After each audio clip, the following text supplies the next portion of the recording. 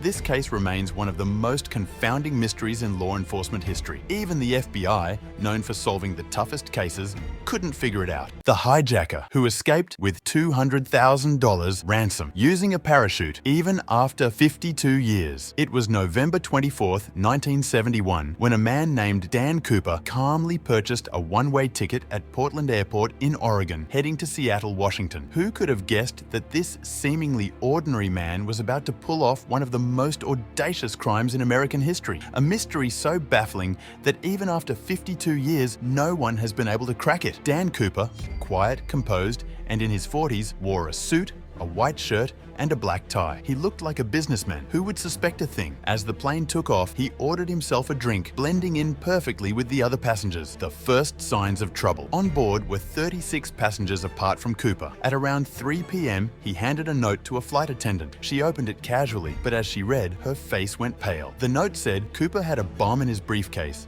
and instructed her to sit quietly beside him. Terrified, the flight attendant did as she was told. Cooper opened his briefcase just enough for her to see wires and red sticks inside. Was it really a bomb? No one knows to this day. An unsolved mystery that baffles the world.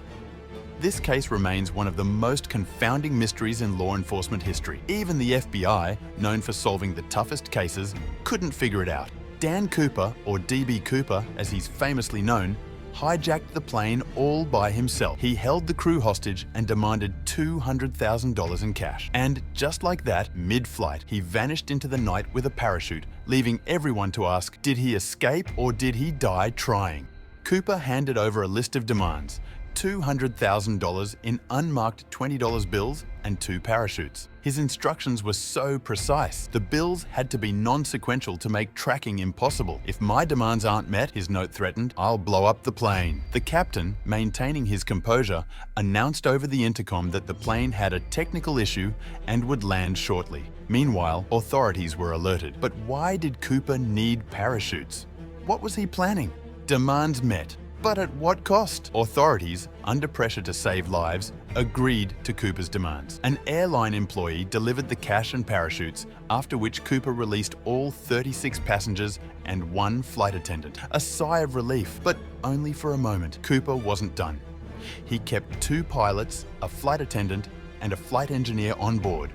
His orders? Fly to Mexico City, but not too high. 10,000 feet at a speed of 150 knots. Barely 20 minutes into the flight, a red warning light flashed in the cockpit.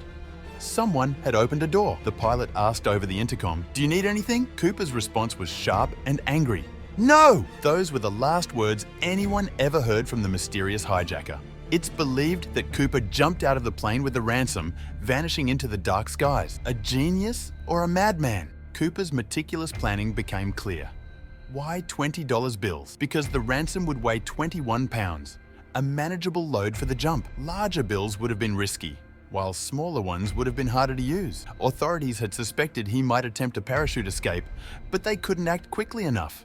The aftermath, nothing but questions. When the plane landed safely, Cooper was gone. Only his tie and 1 parachute were left behind. The FBI launched a massive search near Lake Merwin, the suspected landing site, but found nothing. How could a man just disappear? 5 months later, a copycat hijacker, Richard Floyd, attempted a similar crime but was caught. Was he the infamous D.B Cooper?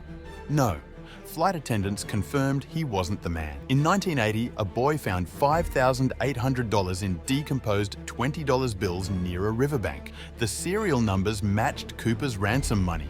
Did he die during the jump? Or did he drop the money and survive? Did someone know the truth? In 2011, a woman named Marla Cooper claimed that Dan Cooper was her uncle. She said he lost the ransom money during the jump. A flight attendant even confirmed that her uncle resembled the hijacker, but the FBI didn't close the case. The legend lives on.